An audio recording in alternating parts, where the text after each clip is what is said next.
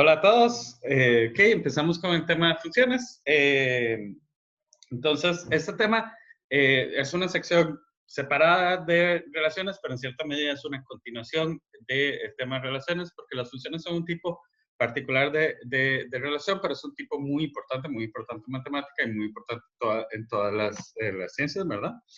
Y pues, a grosso modo, entonces, ahorita vamos a empezar con este video sobre definiciones y ejemplos, y en el resto de la semana vamos a ver qué tipos de funciones hay, y en particular también la monotonía de funciones, que también es una forma de clasificar ciertas funciones.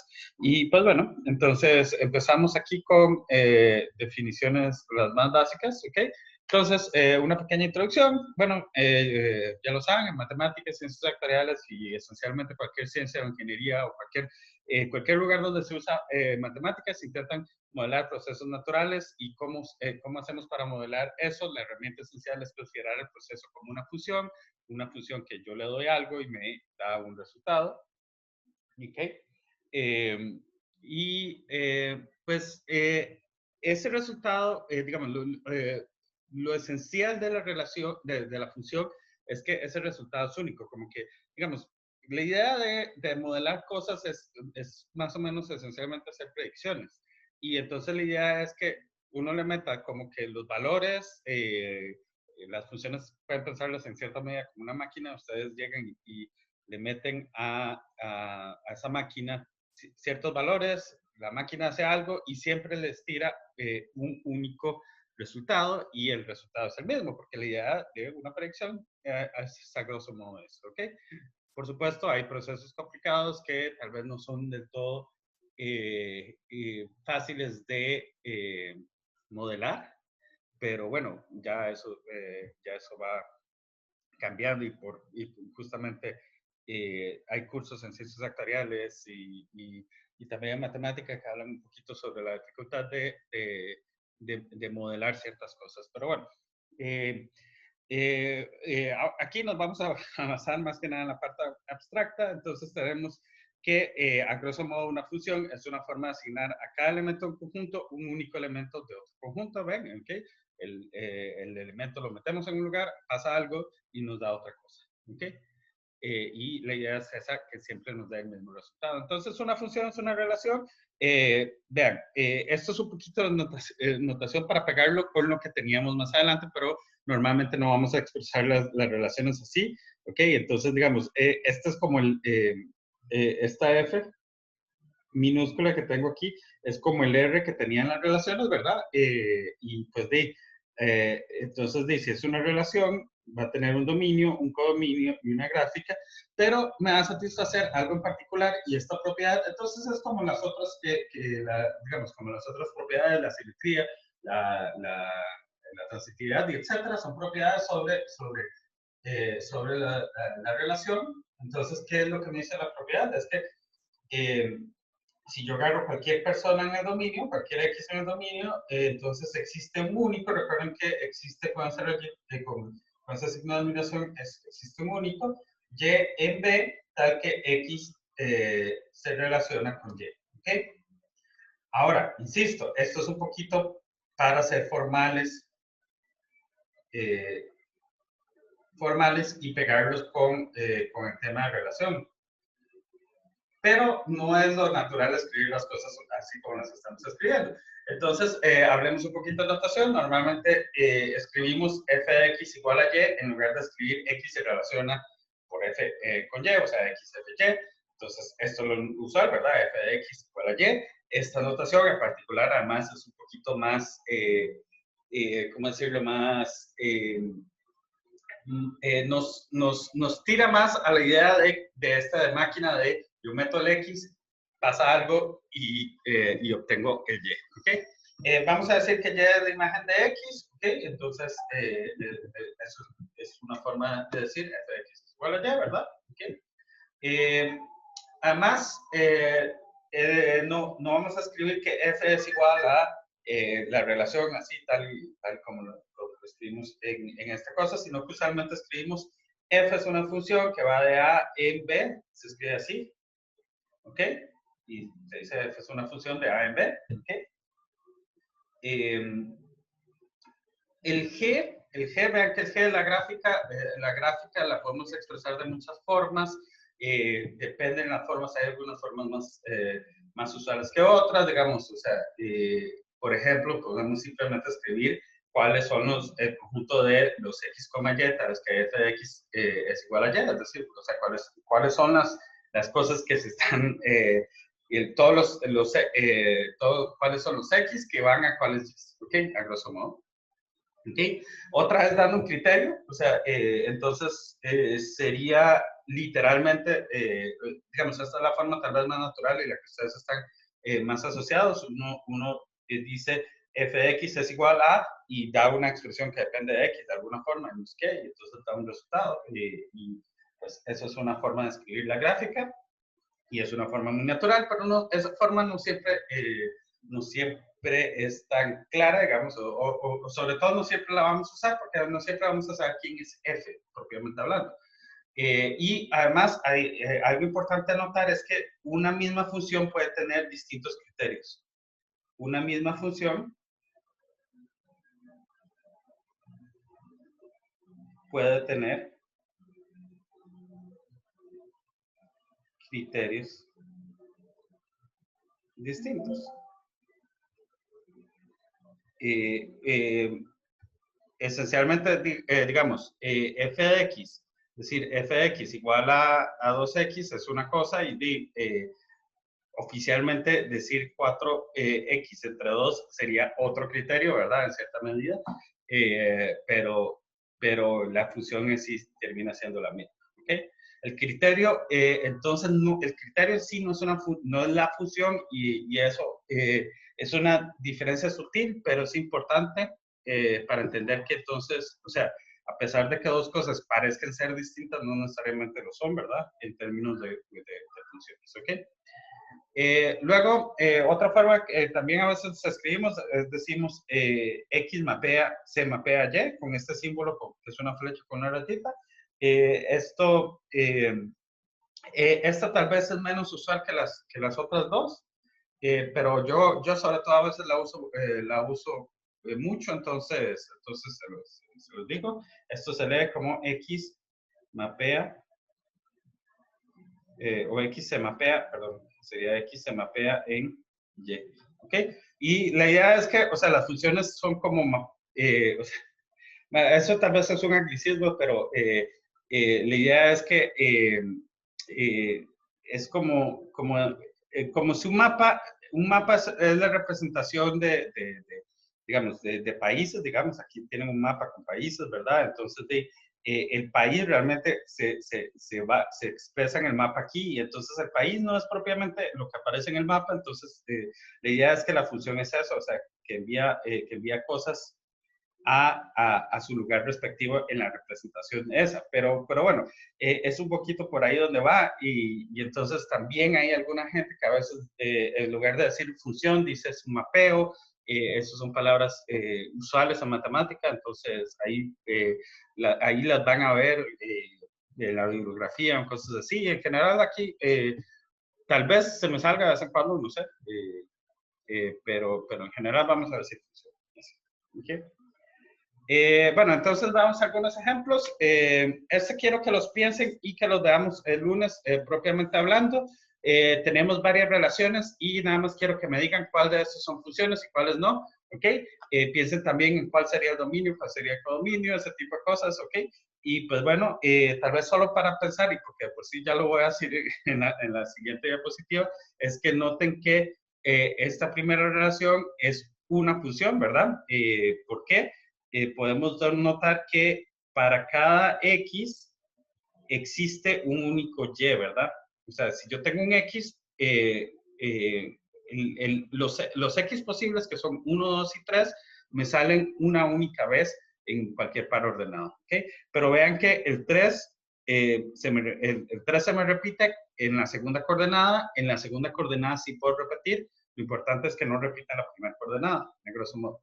Esto me recuerda algo que se me olvidó en la primera anterior y es que vean que yo estoy diciendo para todo X en el dominio existe un único Y en B, tal que X, bueno, tal que f de X es igual a Y, y pues a grosso modo, esto no solo me dice que el X es único, sino que, perdón, que el Y es único, sino que además cualquier persona en el dominio tiene que tener una imagen, ¿ok? Entonces, definitivamente para cada X que tenga aquí, tiene que haber un Y de este lado, ¿ok?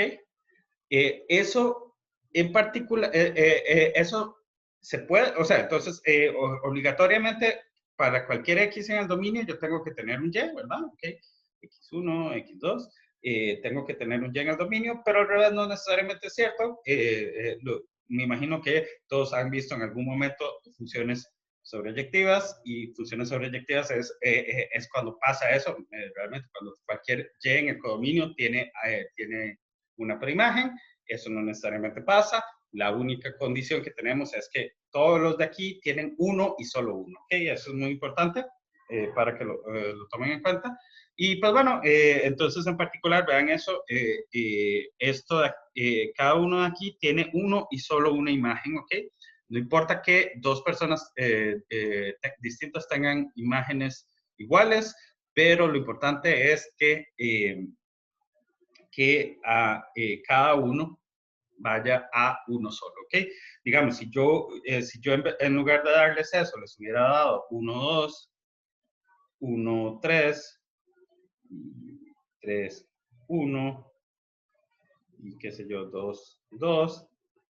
Esto aquí ya no es fusión, claramente, porque no tiene, porque tiene el 1 está yendo a más de un lugar, ¿ok? Entonces, pues es un concepto bastante, relativamente sencillo. Vean a ver si este resto de funciones, de relaciones son funciones o no, y pues piensen un poquito. Ok, entonces, como les hice notar, el primero de estos sí es una función, ¿ok? Y algo que quiero que noten es que no todo elemento del codominio, el codominio es 1, 2, 3, ¿verdad? No todo elemento del codominio tiene perdón, es la imagen de alguien. En efecto, uno no sale en la segunda coordenada de ninguna, entonces no es la imagen de nadie, ¿verdad? Recuerden que si el par ordenado hasta aquí es porque f de 3, tal vez este no era el mejor ejemplo. Esto quiere decir f de 2 es igual a 3. Este sí es un buen ejemplo. Entonces, estar en la primera coordenada es, perdón, estar en la segunda es ser la imagen de la primera. ¿Ok? Entonces, básicamente aquí vemos que uno no está en la segunda coordenada de ninguna de estos pares, y por lo tanto no es imagen de nadie. ¿Ok? Entonces, vemos que no todo elemento del codominio es la imagen de alguien. ¿Qué ocurre? Entonces, justamente, cuando yo tengo una función que va de A en B, vamos a llamar ámbito al conjunto de sus imágenes, ¿ok? Yo no sé por qué, pero a mí, sinceramente, no me gusta demasiado la palabra ámbito. Entonces, tal vez no la vamos a usar más, vamos a usar otra que ya vamos a ver, ya vamos a hablar de ella. Pero bueno, a grosso modo, entonces el ámbito de f es el conjunto de los f de x, es por definición, aquí debería haber dos puntitos, es por definición el conjunto de los f de x tales que x está bien, ¿ok? Entonces, bastante sencillo, metamos en una bolsa todas las imágenes, ¿ok? Noten entonces en particular que el ámbito de F es un subconjunto de B, pero como ya hemos remarcado anteriormente, no hay necesariamente igualdad. ¿Okay? Como vamos a ver más adelante, la igualdad se da cuando es realmente, cuando realmente, bueno, cuando la función es sobreyectiva. Esa es la definición de ser sobreyectiva, que hay igualdad. Hay cosas. ¿Ok? Ahora, de una forma un poquito más general, si yo agarro un conjunto cualquiera del dominio, yo puedo considerar el conjunto de las imágenes de elementos en C. Esto que les estoy diciendo es justamente lo que conocemos como imagen directa. Y es básicamente, piensen tal vez haciendo un dibujo. Entonces, aquí yo tengo A, aquí yo tengo B, y aquí dentro de A hay varios puntillos. Y yo agarro estos y este conjunto lo llamo C. Y entonces yo me pregunto, ok, ¿quiénes son las imágenes? Y pues yo sé que estos más van aquí, aquí, qué sé yo, van aquí, aquí. Y estos también van ahí a otros, no, no sabemos cuáles, no importa mucho. El caso es que este de aquí es entonces F de C, la imagen directa de C. ¿Ok? Ahora, y entonces, es simplemente, como pueden ver la definición escrita aquí, F de C, o bueno, la imagen directa de F, la imagen directa de C por F es el conjunto de los f de X, tales que X está en C. Entonces, noten algo bastante sencillo y es que el ámbito es la imagen directa de A. Entonces, de hecho, lo más probable es que normalmente le vamos a decir imagen directa más bien en vez de la función o imagen de la función. También se le dice, sí, imagen de la función al ámbito, entonces posiblemente vamos a usar esa palabra, pero propiamente hablando, lo correcto es la imagen directa de A, es esencialmente la imagen de la función, o el ámbito de la función. Luego, ¿qué les quería decir aquí? Noten, y aquí es otro lugar, yo sé que ustedes están acostumbrados del cole, cuando hacen operaciones en álgebra, como que les enseñan mucho cómo uno quita paréntesis y que los paréntesis en cierta medida son redundantes y que en algunas medidas no lo son, pero que cuando lo son redundantes. Aquí definitivamente no lo son y en particular es muy importante usar paréntesis cuadrados para esto. ¿Ok? ¿Por qué es muy importante? Porque, digamos, a priori en matemáticas podemos tener funciones de cualquier conjunto y como sabemos pueden haber conjuntos cuyos elementos sean conjuntos, entonces podríamos tener funciones funciones que van, por ejemplo, del conjunto de partes de A en alguna otra cosa, por decir algo, no importa. Y pues entonces hay que saber diferenciar entre la imagen de la función que se escribe, o sea, la imagen de un subconjunto de A, ¿verdad?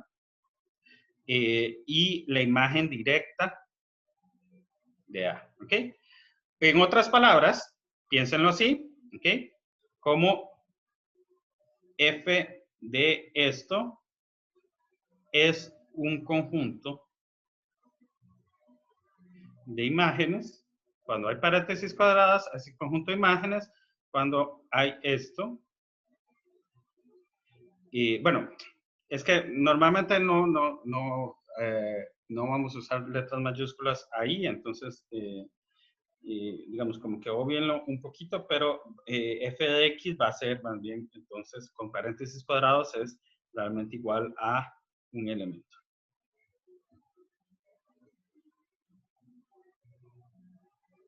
Ok, entonces, nada más noten entonces la importancia entre paréntesis cuadrados y paréntesis redondos. Esa es particularmente importante, además, más adelante, porque ya vamos a hablar justamente, esta es una de las razones importantes, bueno, no esta, bueno, lo que vamos a hablar.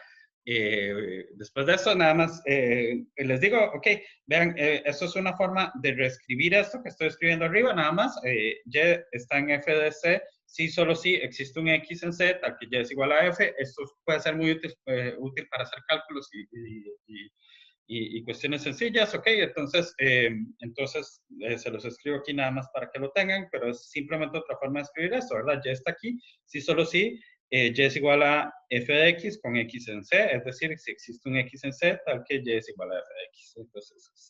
Entonces esto nada más para que lo tomen en cuenta. Ok, entonces, así como tenemos el conjunto de las imágenes, podemos tener el conjunto de las preimágenes. ¿Qué es una preimagen? Esencialmente, si yo tengo una función y tengo que f de x va a ser igual a y, entonces vamos a decir que x es una preimagen de y, ¿ok? Antes yo había dicho y es una imagen de x y entonces aquí de hecho y es la imagen de x y aquí voy a decir x es una preimagen de y, ¿ok? Noten eso en particular. Imagen, sabemos que solo hay una por la condición que define ser función, mientras que preimágenes pueden haber varias, ¿verdad? Vimos en el ejemplo este de aquí. este tiene, el 3 tiene dos preimágenes, ¿verdad? Tiene dos X asociados a un Y. Entonces, esencialmente, pueden haber varias preimágenes, pero una única imagen.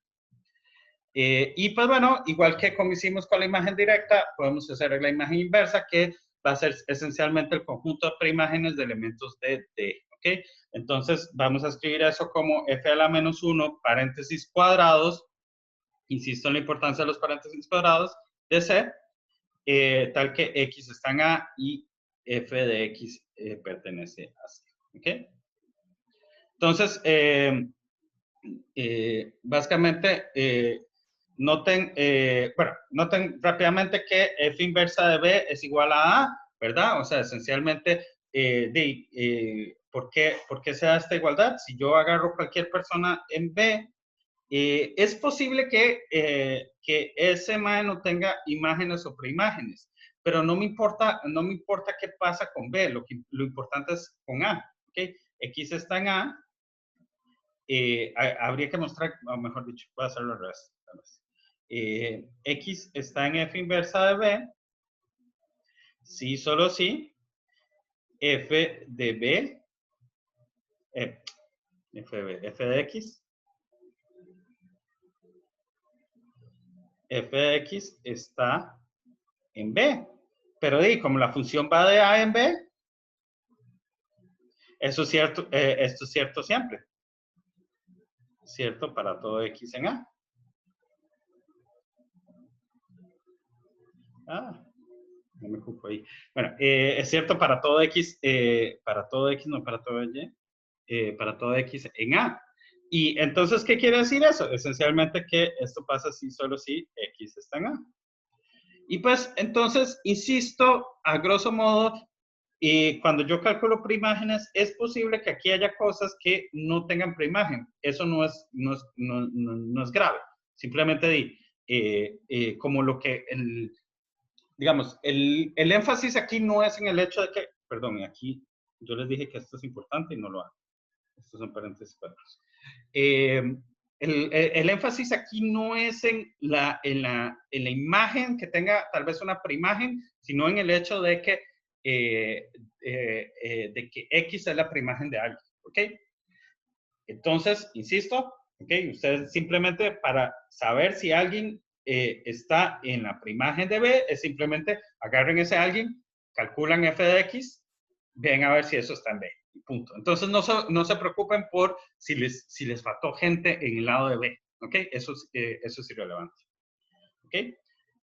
Tal vez un ejemplo, y ahorita vamos a hacer más ejemplos, pero un ejemplo para especificar eso, digamos, si ustedes consideran la función que va de R en R, dada por f de X, y de hecho vamos a usar mucho esta función en estas diapositivas, pero si usamos la función f de R en R, que es f de X igual a X al cuadrado, ¿quién va a hacer esto? Digamos, ¿quién va a hacer la imagen inversa de, qué sé yo, agarremos menos 2, el intervalo menos 2, son imágenes inversas, entonces tengo que hacer doble paréntesis cuadrado.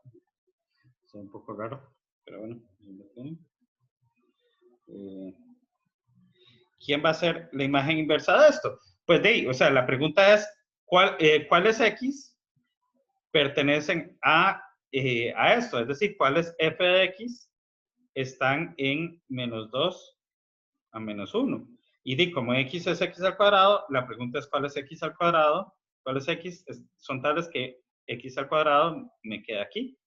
Y pues sabemos muy bien que X al cuadrado siempre es positivo en los números reales y más adelante lo vamos a ver con todo el detalle del mundo, pero sabemos eso muy bien y entonces eso me dice que no hay X.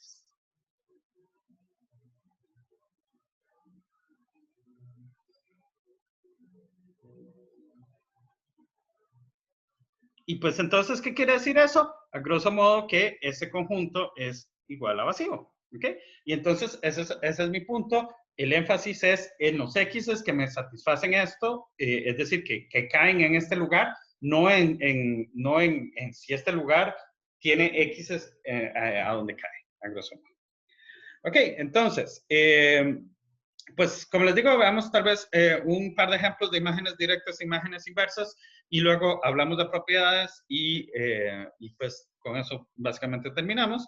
Entonces, consideramos la función f de r en r dada por f de x igual a x al cuadrado, la que acabamos de hablar. Vamos a calcular la imagen directa del conjunto 0, 1.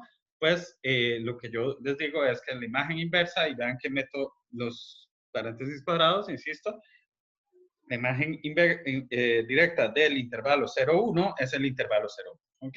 Y pues de ahí, esto tal vez les parece muy obvio, pero la pregunta es cómo se prueba, es un ejemplo, y lo que notamos es que es una igualdad de conjuntos. Esto aquí es un conjunto, esto aquí es un conjunto, ¿verdad? Entonces, eso es lo que hay que hacer, es una igualdad de conjuntos, entonces hay que mostrar la doble inclusión, ¿ok? Entonces empezamos por probar primero que f de, o la imagen directa de 0, 1 por f está contenida en 0, 1. Entonces nos damos un y que esté en f de 0, 1. Y entonces esto va a pasar si solo si existe un x en 0, 1, tal que f de x es igual a y. ¿Okay? Eso es lo que significa estar en la imagen directa. Entonces, ¿qué nos dice eso? Nos damos ese x, ¿verdad? Yo sé, mi hipótesis es, ya está aquí, entonces sé que existe un x tal que f de x es igual a y. Nos damos ese x y pues, como ese x está en 0, 1, entonces yo sé que 0 es menor o igual que x, menor o igual que 1, elevando al cuadrado, ojo que puedo elevar al cuadrado sin problemas porque es mayor o igual a 0, ¿verdad? Recuerden que una desigualdad hay que tener mucho cuidado cuando uno eleva al cuadrado, porque, por ejemplo, si ustedes agarran, qué sé yo, menos 10, menor que x, menor que 1, por ponerles un ejemplo, y ustedes elevan al cuadrado en todo lugar, ¿qué les va a quedar? Les va a quedar 100 positivo es menor que x cuadrado, que es menor que 1 al cuadrado, y les quedaría que sí es menor que 1. ¿Okay? Entonces, simplemente les recuerdo que tengan cuidado con elevar al cuadrado. Si todos son positivos, pueden elevar al cuadrado sin problemas. Si todos son negativos, pueden elevar al cuadrado, pero se invierten todas las desigualdades y entonces, a grosso modo, hay que tener cuidado. Eso va a ser muy importante, en particular cuando hablemos de monotonía. Entonces, recuérdenlo, que en monotonía vamos a ver justamente cuando las cosas siguen siendo crecientes y cosas así, y eso es particularmente importante ahí. Entonces, recuérdenlo, igual vamos a repetirlo en un momento, bueno, pero entonces, como les digo, si 0 es menor o igual que x, menor o igual que 1, todo el mundo es mayor o igual que 0, entonces puedo elevar al cuadrado y entonces tengo 0 es menor o igual que x al cuadrado, menor o igual que 1 al cuadrado, 0 al cuadrado y 1 al cuadrado son iguales a ellos mismos, y entonces esto quiere decir que esto que era y, está entre 0 y 1, esto que era y, está entre 0 y 1, y pues eso es estar en el intervalo 0. ¿Okay? Entonces vean que lo que mostré es que si y está aquí, entonces y está aquí. ¿Okay? Entonces, esencialmente mostré que este conjunto, la imagen directa de esto, está contenida en 0, 1. Nos falta la otra dirección sencilla.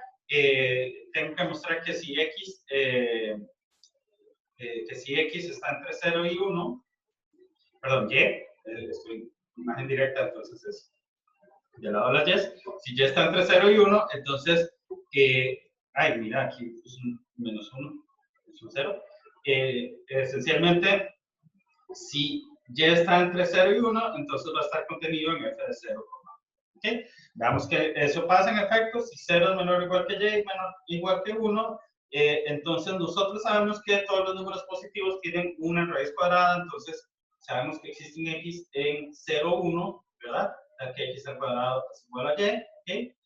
Este tipo de cosas las vamos a ver con detalle porque sabemos que existen, y este tipo de cosas lo vamos a ver con más detalle en la última sección del curso, pero por ahora es algo que sabemos naturalmente, ¿verdad? Es esencialmente la raíz cuadrada de un número entre 0 y 1 existe y es menor o igual que 0 y que 1, y entonces esencialmente esto lo que nos dice es, perdón, en la raíz cuadrada de y, esencialmente agarrando ese x, vamos a tener un x que me da un x que al cuadrado me da y, es decir, un x hasta que f de x es igual a y. ¿Okay? En este caso es relativamente sencillo, pero les cuento que normalmente esta es la parte más complicada de mostrar o de calcular la imagen directa, ¿verdad? O sea, esencialmente mostrar que algo es igual a la imagen directa es realmente exhibir un elemento o sea, en el dominio que caiga ese y entonces es un poquito tiende a ser difícil, ¿ok? Es mostrar un existe sin tener mucha información, más que, más que la cuestión de, de la, de la función, ¿ok? Por ejemplo, o sea, piénsenlo así, o sea, si yo les digo, ok, les doy una función súper complicada, que sé yo, seno de x más 1 entre a la x al cuadrado menos 1, qué sé yo, algo así, y les digo, ok, muéstrame que hay alguien hay algún X hasta que esto me da 25, ¿ok? Entonces, o sea, claramente suena a algo que no es tan fácil no tiende a ser tan fácil de mostrar, entonces, esa es tal vez la parte más difícil de esto, ¿ok? Pero bueno. Es algo muy usable en matemática. Muchos teoremas existenciales tienden a ser difíciles porque realmente hay que, con poca información, ver cómo hace uno para sacarse el X un poquito de la mano. ¿Okay? Y pues bueno, vamos a hacer ahora un ejemplo con imagen inversa. Entonces vamos a considerar la misma función, vamos a calcular la imagen inversa de, y esta vez sí vamos a calcular de menos 1 a 1, ¿ok? Aquí quiero calcular de menos 1 a 1 para insistir en el hecho de que vean que si bien menos 1 no tiene preimágenes, eso no me impide calcular la imagen inversa en ese pedazo, ¿ok? Porque la pregunta de la imagen inversa es sobre los X. Es un conjunto, la imagen inversa es un subconjunto del dominio. Entonces justamente, o sea, la pregunta es, ¿cuál es X en todos los números reales? Yo cuando lo aplico f de X me cae en menos 1 a 1. ¿Ok? Y entonces, si cae en solo un pedazo de menos 1 a 1, no es grave. Y esencialmente eso es lo que está pasando aquí. Entonces, de hecho, bueno, yo voy a afirmar primero que f a la menos 1, la imagen inversa del menos 1, 1, es 0, 1, ¿ok? De nuevo, esto es una igualdad de conjuntos, entonces probamos la doble inclusión. Probamos primero que, aquí vamos a probar primero que 0,1 está en la imagen inversa, está contenido en la imagen inversa de menos 1, 1. Y pues esta es bastante fácil porque simplemente nos damos un X que está entre 0 y 1, entonces 0 es menor o igual que X menor que 1. De nuevo, igual que antes, podemos elevar al cuadrado porque todo el mundo es positivo, entonces nos queda que 0 es menor o igual que X al cuadrado, es menor o igual que 1, pero este X al cuadrado es mi f de X, entonces esto me está diciendo que f de X está cayendo entre 0 y 1, es decir, f de X está en 0, 1 y noten que 0, 1 es un subconjunto de menos 1, 1. Eso es exactamente lo que queríamos mostrar, ¿verdad? Queríamos mostrar que f de X está en menos 1, 1 porque eso lo que me dice es que X está en la imagen inversa de menos 1. ¿Ok? Entonces noten que esto es lo usual para mostrar esta dirección de esta igualdad de conjuntos. Usual es, yo me doy el X, calculo el f de X y me fijo a ver si está en el conjunto que yo quería que estuviera, y en este caso es así, y pues listo. Este es fácil, este es el lado fácil, digamos. El otro lado tampoco es que es muy complicado, pero esencialmente tengo que ver yo que si X está, o digamos que si la imagen de X, o sea, f de X está entre menos 1 y 1, entonces X va a estar en 0, 1. ¿Okay? Entonces vamos a suponer que X es tal que menos 1 es menor o igual que X al cuadrado, menor o igual que 1. Yo noto que realmente me estoy yendo muy hacia atrás aquí, pero eso no importa, yo sé que X al cuadrado es mayor o igual que 0 siempre, entonces 0 es menor o igual que X al cuadrado es menor que 1, es cierto, ¿verdad? Esto es básicamente el I las dos, de esto y de esto que yo sé que es cierto siempre. Y pues bueno, aquí esencialmente sacando raíz, y de nuevo puedo sacar raíz porque todo el mundo es positivo, y cuando todo el mundo es positivo, la raíz es creciente. eso lo vamos a discutir más adelante, pero esencialmente saco raíz y obtengo que 0 es menor o igual que x menor o igual que 1 y pues listo. Eso muestra que, que si la imagen de x está en menos 1, 1, entonces x está en 0, 1, es decir, esta inclusión y pues eso me demuestra que estas dos cosas son iguales. ¿Ok? Entonces, ya con los ejemplos, creo que ya vamos entendiendo. Igual quiero insistir en algunos detalles. Entonces, f con paréntesis cuadrados y f inversa con paréntesis cuadrados son operaciones de conjuntos. ¿Ok? Esencialmente yo le meto un conjunto y me tira otro conjunto. ¿Ok?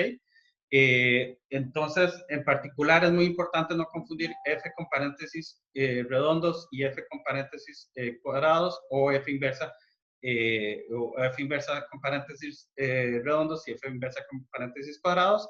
En particular, más adelante vamos a ver f inversa con paréntesis redondos, que es la función inversa. Pero antes de ver función inversa tenemos que hacer algunas cosas más. Y pues esencialmente eso nos quiere decir que es importante los paréntesis cuadrados para diferenciar entre estas cosas que son distintas. Esta es una operación entre, digamos, entre elementos y esta es una operación entre conjuntos. ¿Ok?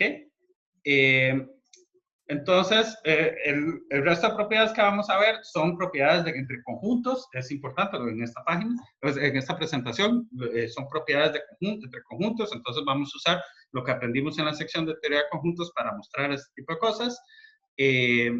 Y pues bueno, ahora sí, veamos cómo es que se relacionan. Empecemos con cómo se relacionan la imagen inversa y la imagen directa en sí. ¿A qué me refiero con eso? A la siguiente proposición. Tenemos una función que va de x en y. Tengo dos subconjuntos a y b, a de x y b de y. Y pues bueno, entonces resulta que f de f inversa de b está contenida en b y f inversa de f de a está contenido en a. ¿Okay? En particular, entonces, noten que no es que f y f inversa con paréntesis cuadrados son operaciones una inversa a la otra. Una no me deshace a la otra. En general, lo más que puedo garantizar es esta contención. ¿Ok? Entonces, de hecho, bueno, denme un segundo. Ok, bueno, resulta que me acabo de dar cuenta que tengo un grave error y es que estas dos está equivocada. Esencialmente es al revés. A es un subconjunto de f inversa, paréntesis cuadrado, f inversa, f de A. Ok, entonces voy a corregirlo en la presentación y pues bueno, aquí se los digo una vez, no es esta, es A, es un subconjunto de f inversa, o sea, la imagen directa, de la imagen inversa de la imagen directa de A, ¿ok? Entonces, imagen directa de imagen inversa sí es un subconjunto del mismo B, pero en el otro lado es al revés, ¿ok? Entonces, para que lo tomen en cuenta, ¿ok? Entonces, corrección aquí. Y pues bueno. Ok, entonces vamos a mostrar, de hecho, solo lo que tenía escrita correcta, por eso tal vez fue que no me di cuenta hasta ahora. Pero bueno, esencialmente, entonces tenemos que mostrar que, vean, es una inclusión, entonces tengo que mostrar que si X está aquí, entonces, perdón, si Y está aquí, entonces Y está en B. ¿Ok? Esencialmente eso es lo que hay que hacer, es muy sencillo. Notemos que si Y está en f de f inversa de b, esto lo que nos dice es que existe un x en f inversa de b, ¿verdad? O sea, que Y está aquí es equivalente a que existe un x en el lugar de adentro tal que f de x es igual a y. ¿Ok? Entonces, como x está en f inversa de b, esto quiere decir, por la definición del conjunto de la imagen inversa, que f de x cae en b, ¿verdad? Pero noten que y es igual a f de x, por lo que había dicho aquí, y por lo tanto hemos mostrado que y está en b, y eso era lo que había que mostrar. Entonces, la proposición correcta 1.2 les va a quedar como ejercicio. Este ejercicio va a ser esencialmente ejercicio digamos, moral, o sea, ustedes lo hacen como práctica, no tienen que presentarlo ni nada, pero bueno, ahí les queda. Un detalle es que esta proposición es óptima en el sentido de que en general no es cierto la igualdad entre estas dos cosas, entre estas de aquí, no es cierta la igualdad. De hecho, un ejemplo es el ejemplo que ya hicimos. Esencialmente, si recuerdan, calculamos f inversa de menos 1, 1, y eso nos daba, esto de aquí adentro nos daba, en el ejemplo anterior, nos daba 0, 1, y pues f de 0, 1, imagen directa de esto, también lo calculamos, y esto nos da 0, 1. Entonces vean que este de aquí es más grande que este de aquí, en particular esto. ¿Right? Esto está contenido en menos 1, 1, que en este caso sería mi b, ¿verdad? Esto de aquí es el b.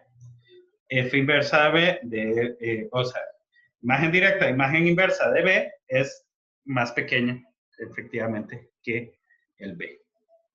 Ok, entonces la imagen, la igualdad no se da siempre en ninguno de los dos casos, entonces eso les va a quedar pensar como ejercicio efectivamente cuando se da.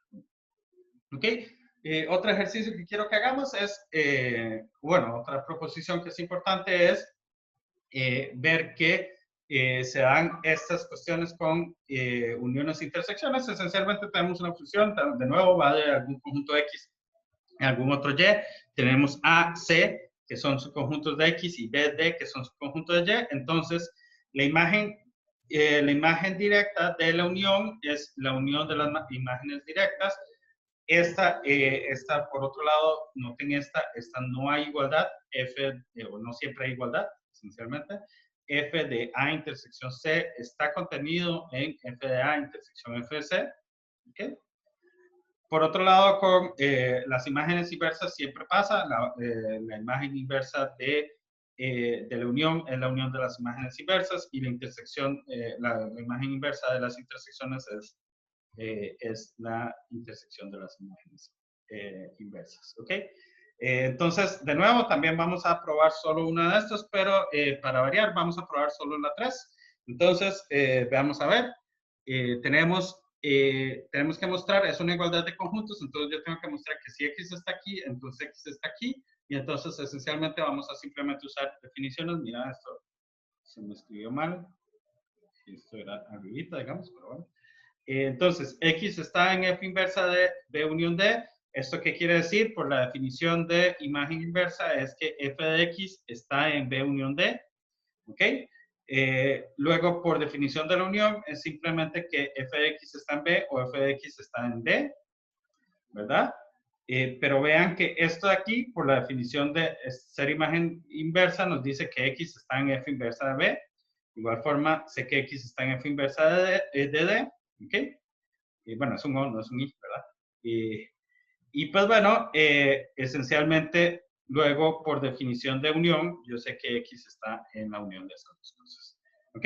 Y estas son sí, solo sí, todos, porque son definiciones, y recuerden, las definiciones son sí, solo sí. Entonces, esencialmente, obtenemos que X está en esta cosa, sí, solo sí, X está en esto. ¿Ok? Entonces, sencillo. ¿Ok? Entonces, los ejercicios para esta parte, voy a ponerles algunos, no todos, en la práctica que vamos a hacer de esta semana. Va a ser también una práctica cortita, porque se van a pagar prácticas y tareas, o tal vez se los dejo más como trabajo cotidiano, no sé. Voy a pensarlo bien y ahí les aviso, pero esencialmente aquí tenemos estos ejercicios, y pues lo primero es mostrar el resto de las proposiciones, y luego tenemos dar ejemplos de una función y de conjuntos que en donde se dan, recuerden que vimos que esta igualdad no se da siempre, entonces de hecho, hicimos el ejemplo de cuando de uno en que no se da, piensen en uno en el que sí se da, también piensen en uno en el que sí se da esta, piensen en otro en la que no se da esta, ¿ok? Vean que ese era el 2 de la proposición 1 es esto, y esencialmente entonces les estoy diciendo, a veces se da, a veces no, ¿okay? Pero como a veces no se da, entonces no, justamente solo podemos garantizar una de las dos inclusiones. Y de igual forma con esta que es la que corresponde a la imagen directa de las intersecciones, y pues piénsenlos, no son difíciles, en particular los de las igualdades son muy fáciles. Los otros son tal vez los de la desigualdad, los de no son iguales, son los que son tal vez un poquito más complicados, pero piénsenlos, es muy bueno para que entiendan el concepto. Eso es algo esencial. Entonces, estos ejercicios yo les diría que son importantes que los hagan. ¿Okay? Y pues bueno, con esto terminamos esta presentación. Hasta luego. Nos vemos.